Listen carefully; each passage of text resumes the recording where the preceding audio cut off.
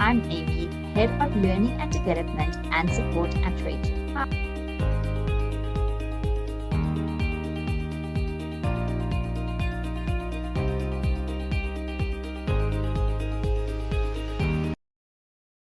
Good morning. It has just gone 5 past 10. I hope you grabbed yourself an orange juice with a twist or a cup of coffee, and you're ready to settle down with us for the next 45 minutes, where we're going to be going through a topic which is unfortunate that it happens to be a reality for a lot of us in the room, where we come into contact with companies that are unfortunately going into liquidation.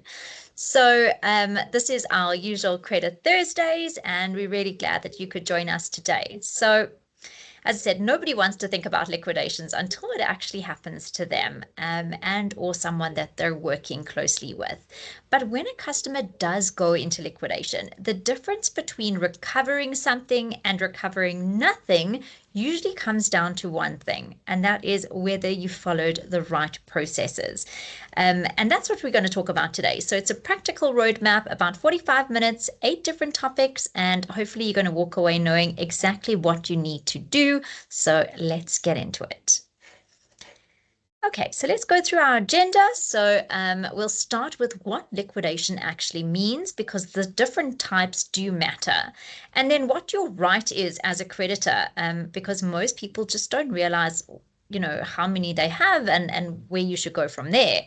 And then we're going to how to submit a claim. So go step by step, the difference between secured and unsecured creditors, which determines, what you'll realistically recover, and then working with liquidation. So what documentation do you need, and honest expectations. I think it's always good to be upfront to say what should you expect.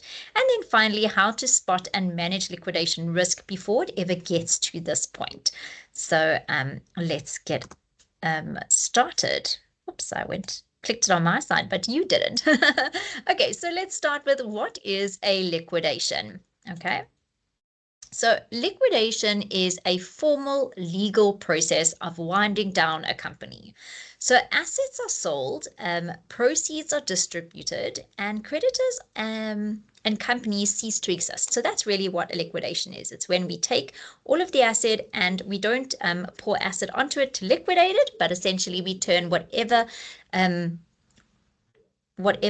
assets, whatever products, whatever we can, liquid meaning turning it into cash. Okay. So there are 2 main types of liquidation. So the first one is voluntary liquidation, and this is initiated, and I'm going to use my little pointer stick over here. So voluntary liquidation, and this is initiated by the company itself. So the members of the company happen to know when they're actually, solvent or choosing to close down, and creditors voluntary is more common than a company that is insolvent, and the directors know there's no way forward. So this is where somebody's honest about where my business is going and where it's not going, and to say, let me take with whatever I can, because now my liabilities way outweigh my assets. Yes, Martin. There's actually 2 different types of voluntary liquidation there, Amy. One is called the Section 80, and the other one is a voluntary liquidation where the company's in dire straits. With other words, they're under strain, they can't afford it. And the other one is where this business has come to its end. With other words, it's not serving a purpose anymore, and the directors or the members have decided to liquidate the business. Now, very, very interesting stat around voluntary and compulsory is 88% of liquidations, and I've got the stats for 15 years, 88% of liquidations are voluntary liquidations. Sure. And the one thing that we never see on SIPC is the split about what I've just said. Because if it's a Section 80 liquidation, it means we as directors have gone to court and said, we've got enough capital to service all our creditors.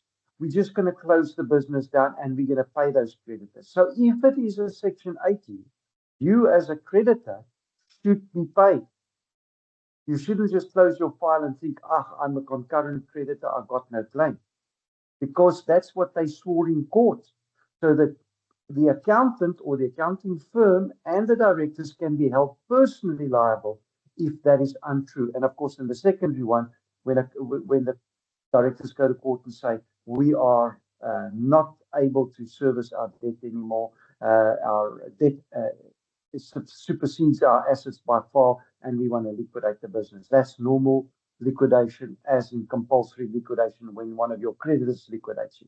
Now, when you get to that situation where you see a voluntary liquidation application has been done and it's one of your debtors, the first question you should ask, is this a Section 80 or is this because they're under strain? With other words, is it the directors deciding to close the business and are they going to pay me because they swore in court that they've got the capital to service us, or is there nothing going to happen? So guys, think about that, make the note, listen to the tape again if you need to ask questions about it, but that's just in short. Sorry for interrupting you there, Amy. No, that's perfect. That's why we're here together, to learn from each other. So, what I can say here is obviously compulsory liquidation is court ordered, and it can come from a place, and we don't see this as often, and people used to use liquidation as a threat when somebody hadn't actually paid an account. So they would go to court and say, I want you to close down this business and pay me out or what is owed to me. And so we would see these liquidation applications that actually sit in like the court notice area. It works similar to like that of a judgment. The thing is, with a liquidation notice or application, it sits against somebody's account until that business themselves go to court and said, listen, it never actually came to fruition, and therefore please can you have this removed, otherwise it will remain against their name forever, unlike a judgment, which after 5 years it does get scrapped off the record, if you want to call it, but a liquidation application sits against your name.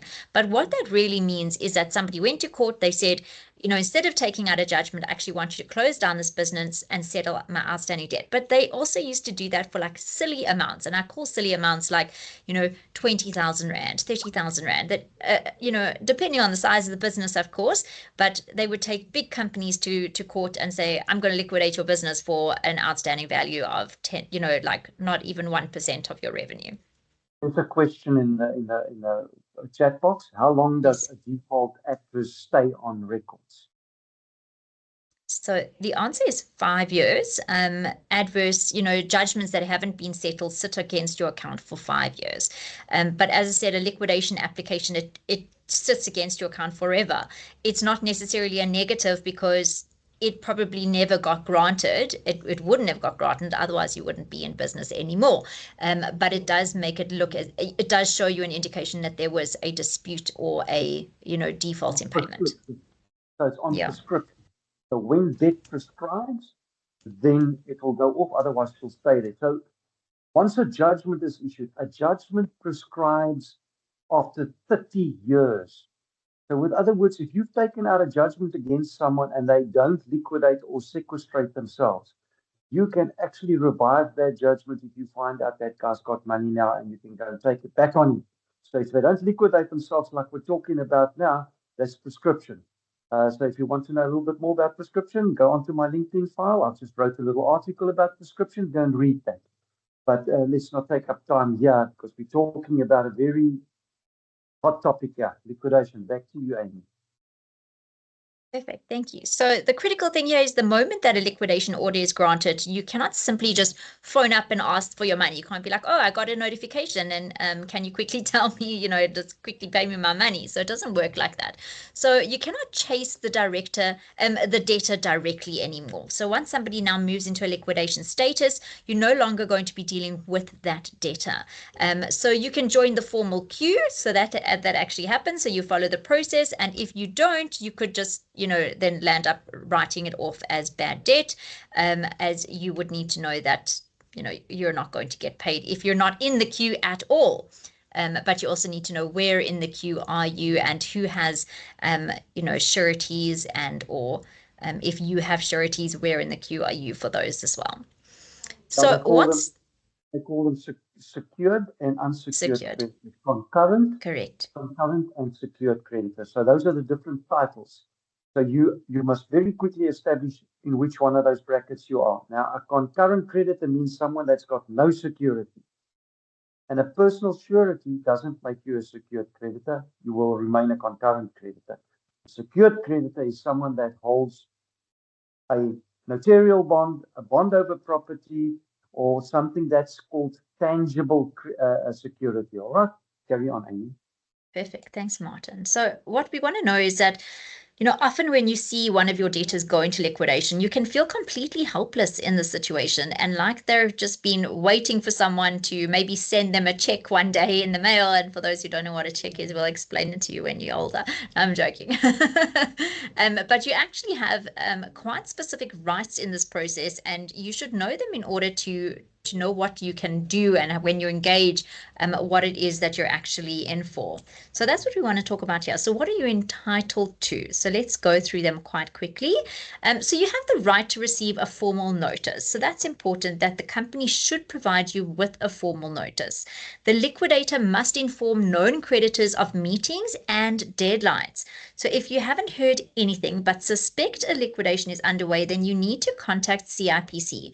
So of course, those that are with TradeShield will be notified. In your to-do section, we'll send you a notification to say that a customer has gone from whatever business status they were in and into a liquidation status. For those that are not with TradeShield, then of course you can always reach out to a bureau.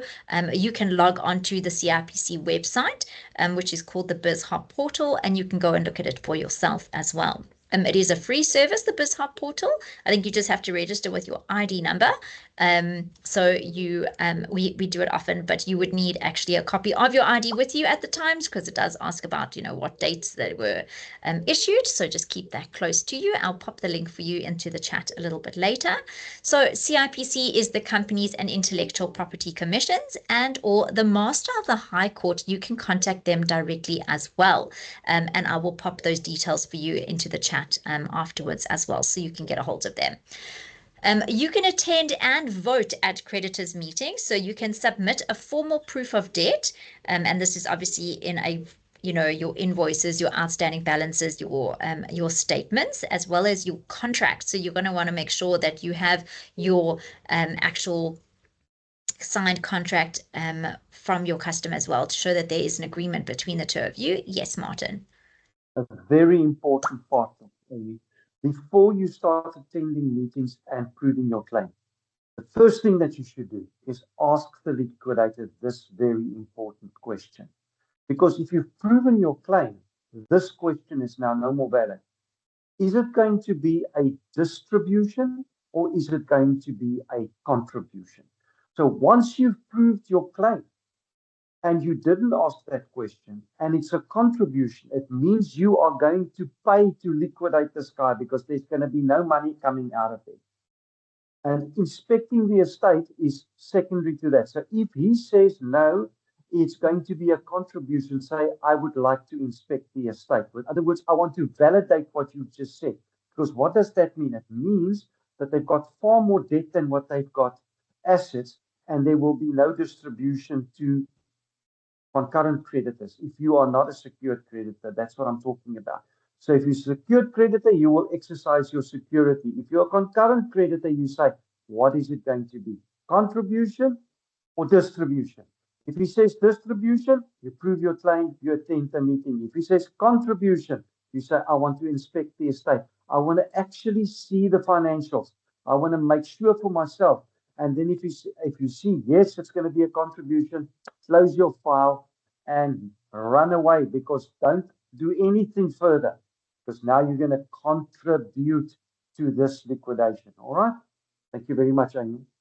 Absolutely. So that's exactly what we wanted to go through as well. You need to make sure that you followed this process as well, but also understanding and being realistic about, if you're having a look at what is in somebody's debtors book and how much debt they owe and how much is owed to you, and whether or not they've got, a session of books with somebody else or a loan from the bank, and where in that queue do you fit?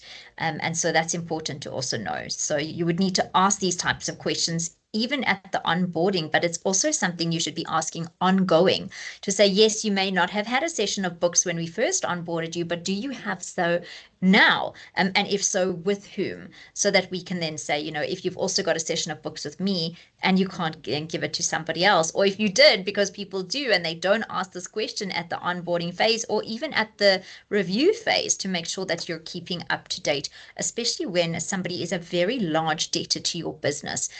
Because we know that majority of the time you may have, let's say, 90,000 debtors, but at least 10 of those debtors are crucial to your actual income and running of your business. So you want to make sure that these particular debtors that you are covering yourself at the end of the day. So the practical of book heart. debts are actually numbered, Amy. So Yeah. you will have first session of book debt, and then someone else will have second session. It's like a bond as well. You've got first bond or second bond or third bond, and you got to understand where you are in the queue. And that's why a personal surety is sometimes so invaluable, but sometimes also valuable, because they're not numbered. The guy just gives out his surety to whoever, where tangible security is numbered and registered and monitored and exercised according to court. Thank you, Amy. Absolutely. So how do you actually submit your claim? So this step is, what most people either get wrong or they miss it out entirely. And that's the difference between being in the queue and or being invisible. And we don't want to be invisible. So let's have a look at the 6 different steps that we should look at. So each one matters, and make sure that you follow each one. So step 1 would be to confirm with the liquidators and to find, well, first of all, to find the liquidator and then confirm who they are and that they're actually the ones working on it. And this can either be on CIPC that you can check or with the Masters of the High Court.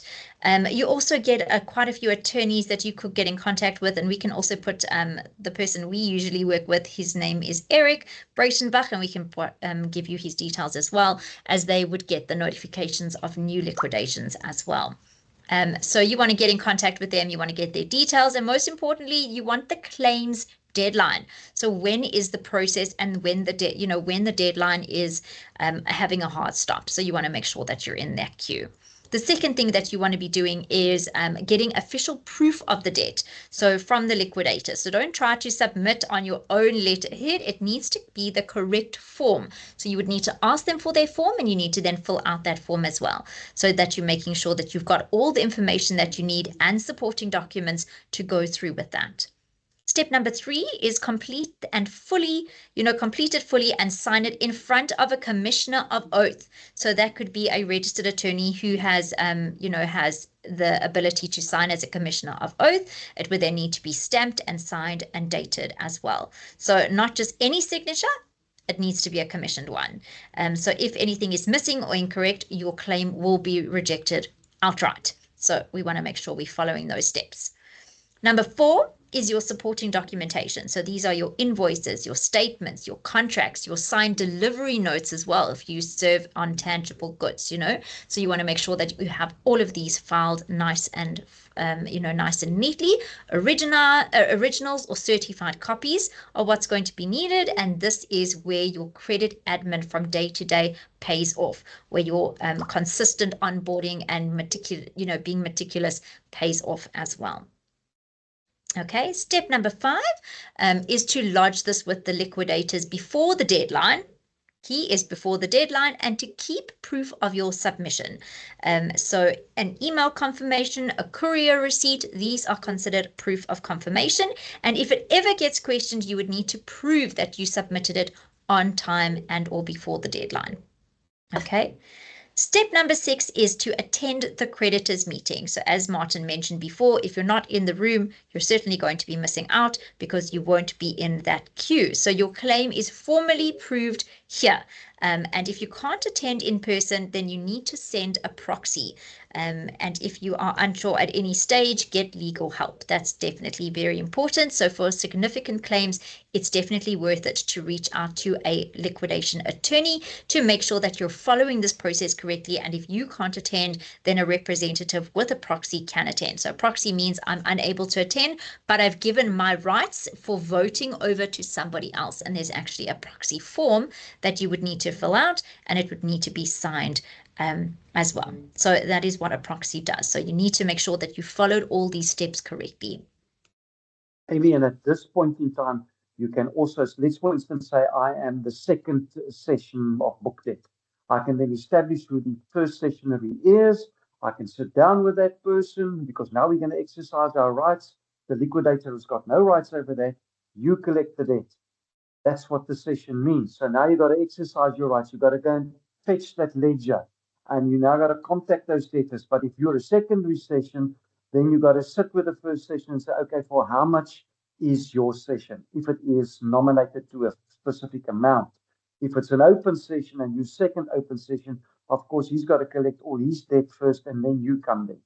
But you could sit and work hand in hand and understand what needs to be done and how quickly you need to do it. Because if you don't, these debtors just disappear. And of course, a liquidation doesn't happen immediately. It takes some time as well. And now the debt might prescribe because nobody has followed up on it. So be vigilant about these things and follow up on it very, very quickly. Or if you've got a notarial bond, which means it's movable assets, you've got to speak to the liquidator and say to him, hey, the movable assets is mine, not yours. You can't touch them. I need to have first view of what there is so that I can have them sold and I can recover my debt first before you've got any say about it. So remember what your rights are as per your security. Okay. Thank you. Absolutely. But also you know, if you are credit insured, you're going to want to make sure that you're reaching out to your credit insurance company. You're going to want to make sure that you're working with them. They're going to need all this information as well. So make sure that there's a lot of open communication, but also right up front to say, you know, how much is the debt that is owed to me and what's the recovery costs as well. So you need to you need to look at that to say if it's going to be very small, but it's actually going to cost me more to recover it than it would be to write it off as bad debt, then that's something you would need to consider as well to say, you know, where does this fit in with, you know, the cost that it's going to be with my business? Because there's also the cost of not receiving your funds. There's the cost that you're going to have with your collections team as well, who's going to keep trying. So there's all these additional costs that come in, not just the lawyer's fees, but there's time and there's effort, and all these things that go with it. So remember now, you say what costs? There's no cost. I haven't got an attorney. I haven't got this. I'm just attending the meetings. That's the cost. So you're out of the office and your time is very valuable as a senior executive or a credit executive of your business. Now you're sitting in a creditors meeting and it costs your company 500 Rand an hour. So 3 hours for the first meeting is 1,500 Rand. If your debt is less than 1,500 Rand, why are you in the meetings? You understand? I'm just giving you some context here as to what it is. So don't think about actual seed costs or costs that you can that you're getting invoiced for, but it's also those unseen costs. Time is a very valuable asset and a very costly thing as well. So make sure that you understand what those costs are for your time as well as for your company. Absolutely. So now on this slide, this is that you know can feel a little bit deflating. So and this is what Martin was mentioning earlier, which is secured versus unsecured. But I'd rather you understand it clearly than be surprised later. So not all creditors are equal in liquidation, and where you sit in that queue determines what you're likely to get. So secure creditors are at the top. They hold security over specific assets and they get paid. Those are the ones that get paid first. So next to come are preferential creditors. So by law, that means that SARS and employees are usually preferential. So they would be being paid their salaries or what's owed to them, as well as any taxes that need to be paid to the government. And whatever is left, then that starts to get distributed. So the concurrent creditors, and that is where most trade creditors sit, you'd be selling on credit with no security in place. You share whatever is left after everyone above has been paid. So sometimes it's something, so you may get something towards what is owed to you, and often it's very little and or sometimes zero.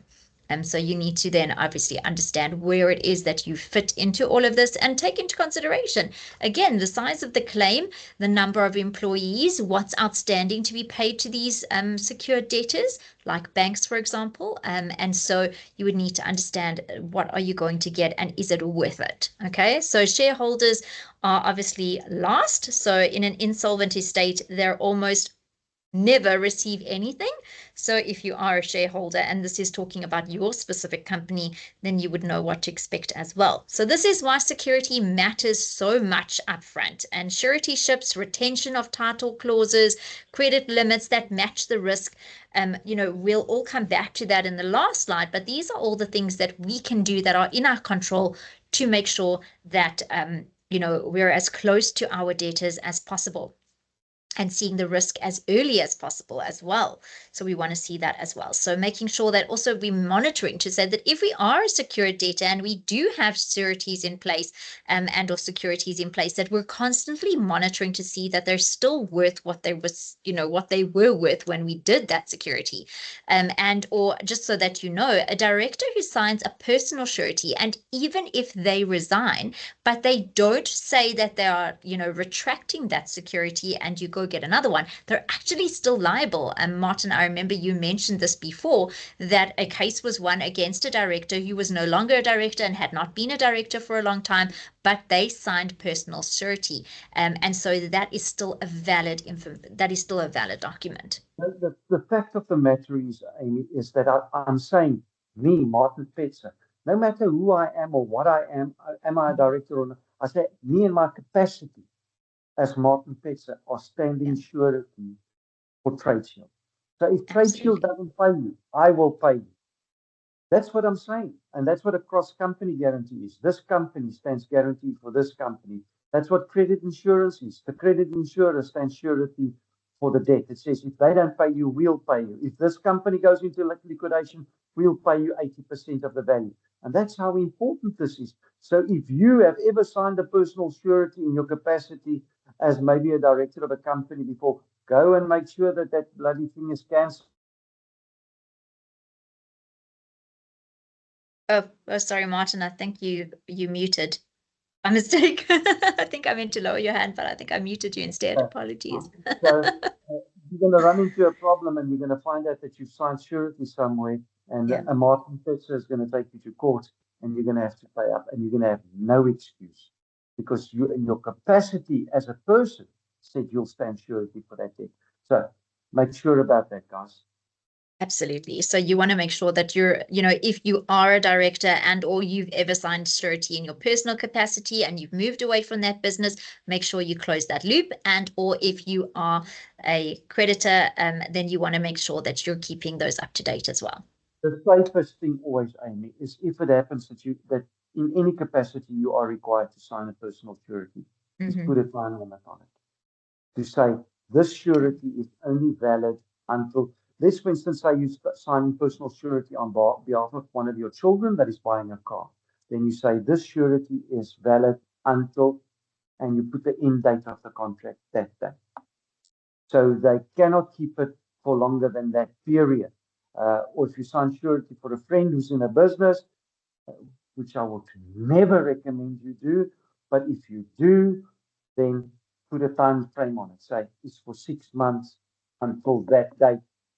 So then it automatically prescribes it. It falls away, and you don't have to worry about it afterwards. But if you signed an open-ended document, that's where this problem comes in that Amy and I have talking about. Thank you, Amy.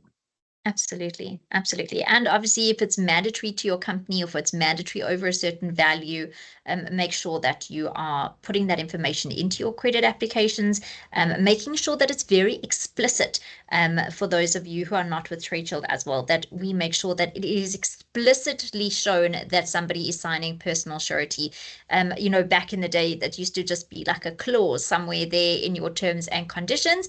But unfortunately, due to the Consumer Protection Act, it is vital that you make sure that somebody is very aware of that they are signing personal surety, as it can be then disputed to say, oh, I didn't know. And, unfortunately, the Consumer Protection Act does favor the person. I have seen successful claims that have happened where somebody said, I didn't know, but they were still able to claim. But don't put yourself in that predicament, and make sure that you are explicitly showing, and that it means that it's in a separate document or a completely separate part of your credit application, that it's not sandwiched between your standard terms and conditions. So make sure you're being very explicit about it.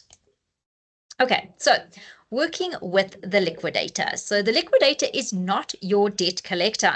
Very important. They are not on your side. They are the officer of the court. They are appointed to act in the interests of the estate as a whole, so not just you. So don't expect them to advocate for you, but also don't treat them like they're the adversary either. So it's a bit of a weird one. I wouldn't like to say that they're the neutral party, because they have a job to do.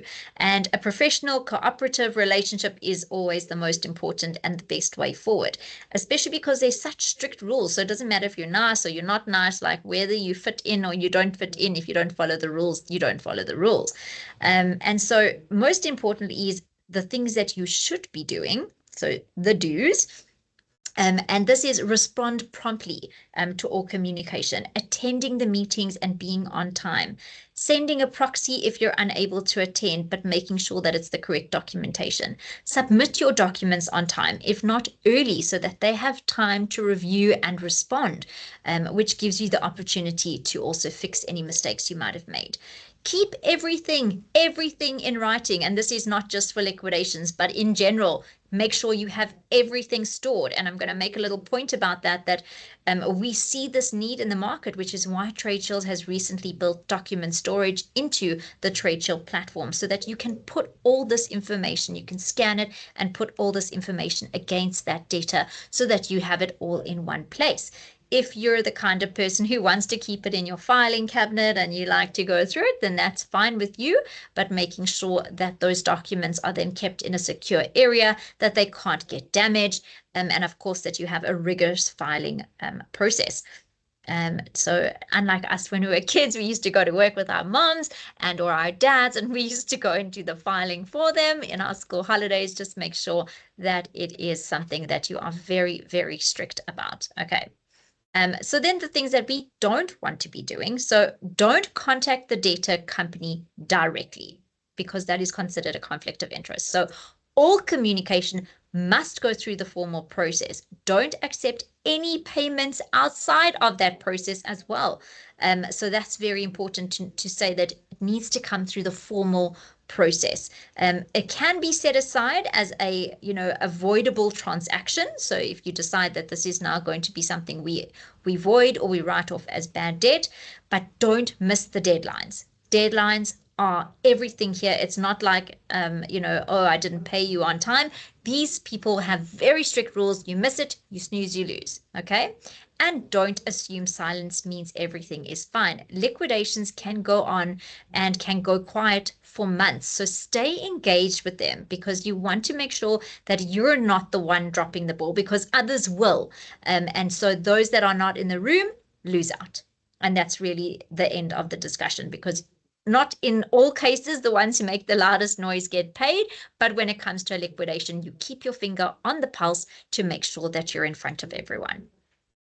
Okay. And or have a designated team. Maybe you have a designated team that can help you do this. As I said, if you're appointing an attorney, but still keep your finger on the pulse, even if you have an attorney. I can't tell you how often this happens, even with like external auditors and or external admin companies, where even just filing your annual return to CIPC can fall through the cracks. And we see this happen so often, where someone says, oh, I'm so sorry, we use an external accounting firm, and it's their responsibility to file our annual return, and all of a sudden, before you know it, you've applied for credit, and your new creditor says, sorry for you, you're no longer in business, and you're, oh, I'm so sorry, I didn't know. And so for me, I'm like, oh, wait a minute, you have one invoice to pay per year, which is around 200 odd rand, and you don't get that right. How are you going to pay all your other suppliers that have much shorter deadlines? So it does give you that, that you're good at admin, which means I may get paid on time.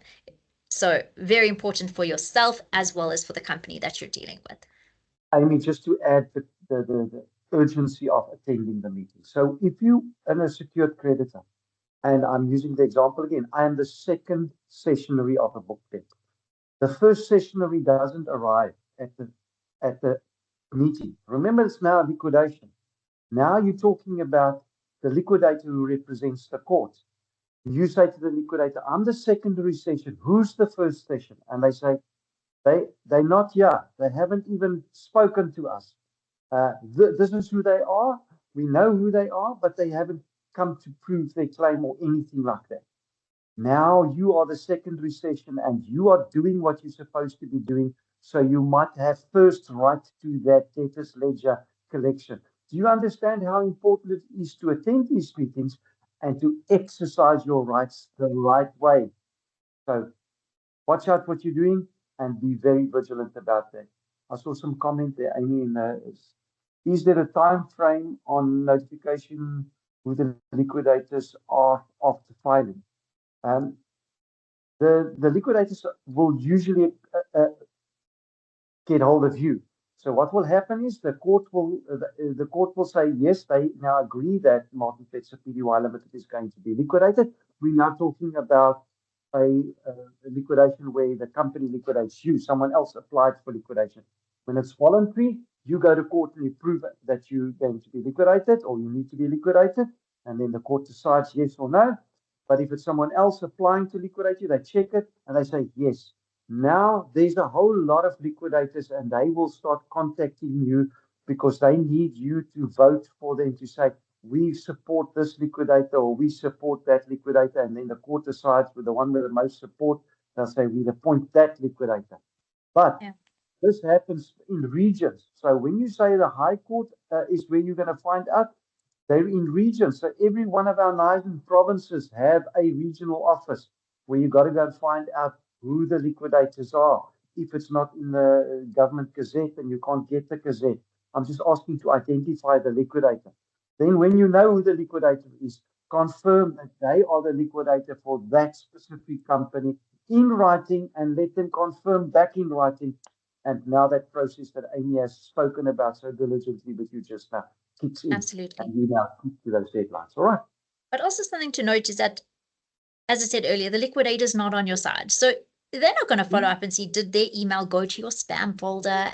Or did you even get it? Did you receive it? Did you not? They're not going to do that. So if you see a company is in liquidation, it's important to jump on that bandwagon and find out for yourself who is the company that is currently dealing with this liquidation. Don't wait for them to come to you because they may have had the wrong information. It all depends on what your debtor has on their system. Do they have clean data? Do they have the correct email addresses? So there's a lot of things that could go potentially wrong. That's why it's important to make sure that you have your finger on the pulse. So I would recommend that even though it is their job to make sure they reach out to you, it's in their benefit if you don't appear. So, they would then make sure that, oh, sorry, that person didn't come. Why you didn't come? You didn't get the email, you didn't get the notification. They don't care. So that's important as well, in the nicest way possible, that they don't care. It's their job. And so you want to be sure that you're on that like a bad rush. That's what I like to say. Okay, so when you submit your proof of debt, you are presenting your case. That's really what it is. You want to make sure that your case is as clean as possible. The liquidator needs to be satisfied with your claim that it is valid and accurate in order for it to happen. So you want to make sure that you're in that particular space. The proof of debt form, okay, completed fully, signed before the commission of oath, original invoices with proof of delivery, signed delivery notes, job cards, acceptance emails. These are all things you use to build your case, okay? Signed credit agreements, terms of trade, contracts, surety documentation, copies of IDs, everything that you have, that's what's going to be needed here. Okay, so any demand letters that you may have sent or collection correspondence that you may have had. So even if it was a telephone call, it should be recorded somewhere within your system to say, I called this person, I spoke to that person, it was this date, it was this time, it was this promise, and go from there. Okay, and if you already obtained a judgment before the liquidation, include that as well. So it significantly strengthens your position in the queue as well. So you want to make sure that all your documentation is there, because you may have taken out a judgment before you even knew that the liquidation was going to take place. Okay. And of course, obviously, if you've applied to have the company liquidated, you would therefore definitely know that it's going to take place if it was granted by the courts. So there's that as well. And the bottom line is, the better your documentation is, the stronger your claim will be. So good credit admin from day one, which is what we always mention. It isn't just about collections. It's about protecting yourself when the worst happens. So, that whole order to cash process that we've spoken about before is absolutely vital, from the onboarding stage all the way through to the management of that debtor once they're already starting trading with you. So you want to make sure you're aligned with those 5 C's of credit. You know who you're getting into bed with. You're consistently monitoring them as well. And you're making sure that we're following correct collection processes. Now, this is also important. And I know, Martin, this is close to your heart. Put this in your credit policy. What do we do? What value would we chase after for a liquidation? When would we just cut our losses and make it a bad debt write-off? What processes do we follow if we've got credit insurance? So these are the things that you want to be putting in your credit policy, so that everybody's aware of your own internal timelines as well, so that they're making sure that you don't miss a deadline because nobody knew what was going on, and then we were just running around like headless chickens. So that's vitally important.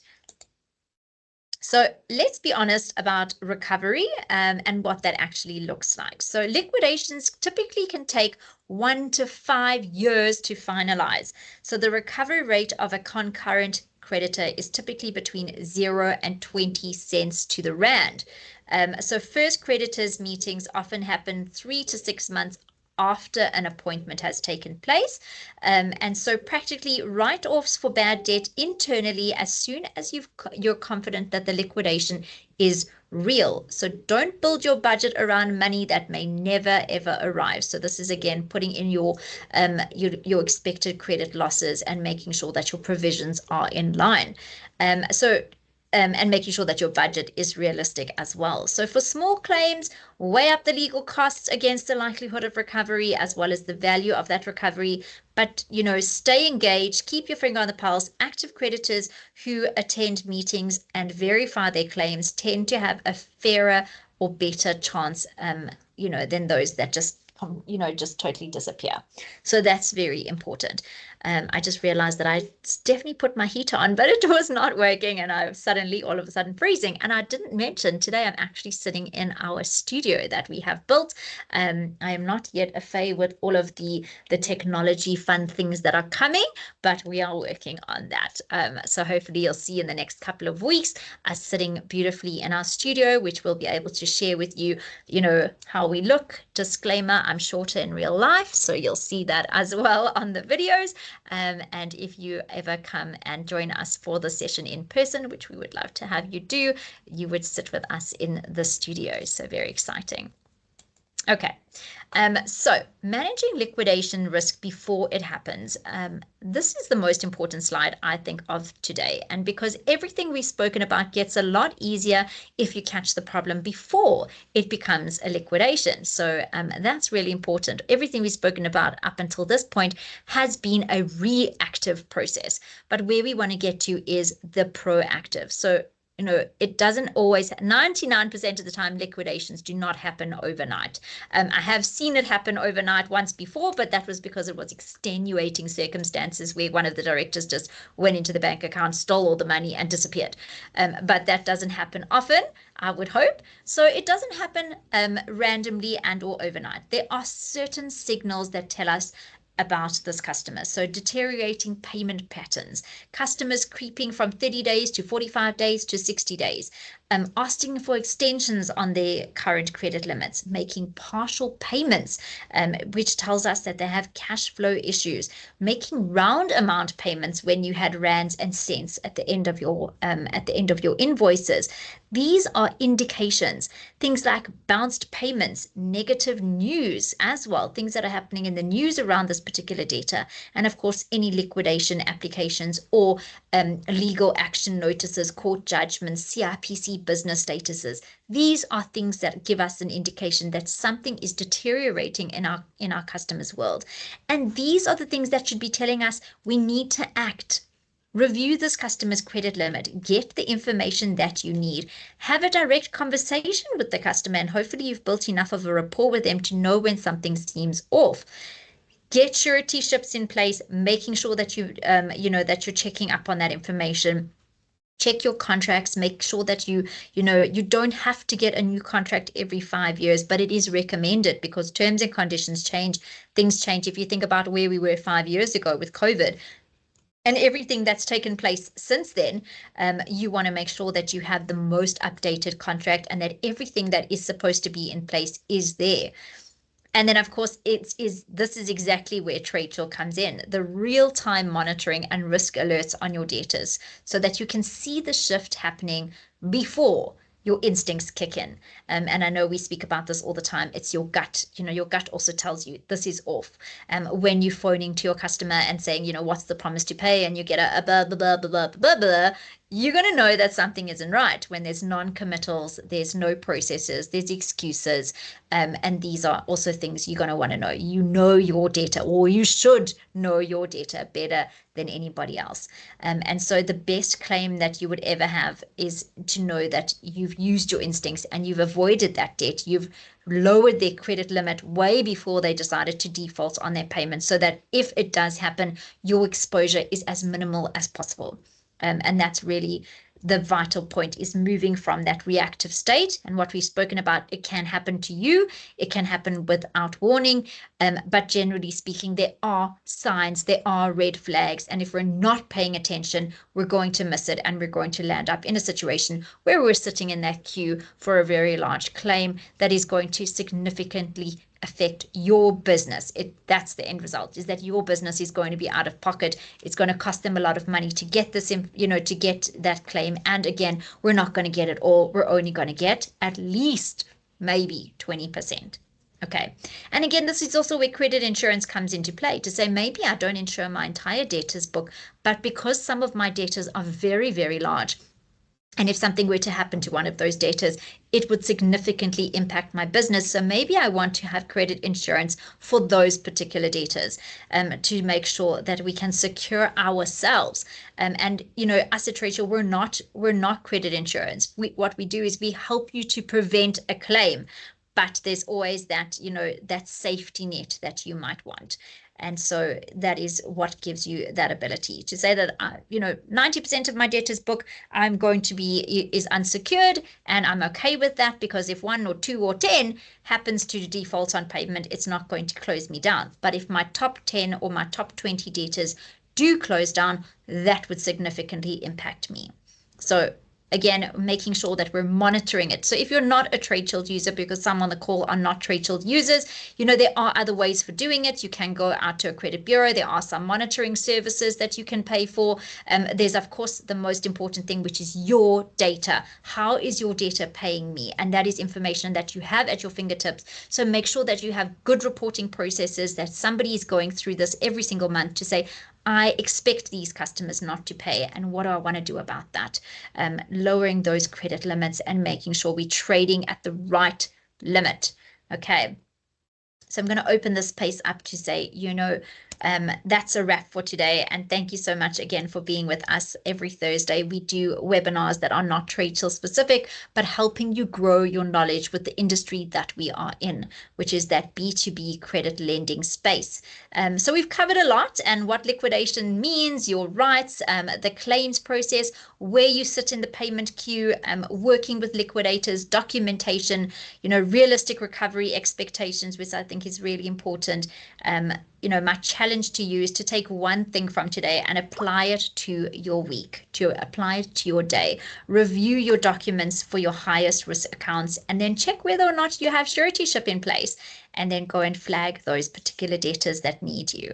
Of course, as always, you can reach out to us at support. You can reach out to your account managers. You can reach out to Martin and myself directly. We are all here to make sure that we are here to help you and guide you. I see that I'm unable to pop a link to you. So what I will do after the session is I will just create a URL and pop a link on where can you get a hold of the High Court, where can you get a hold of some liquidation attorneys, so that you can keep that for your teams as well. I'll put it onto our knowledge center so that you have availability to go and see it again. And of course, you can go back to the session, which we will post for you later today.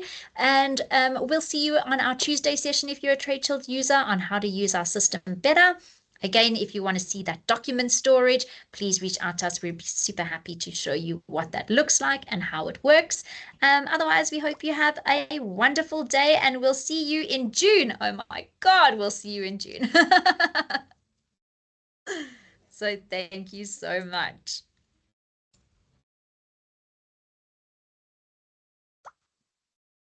That was well done, Amy.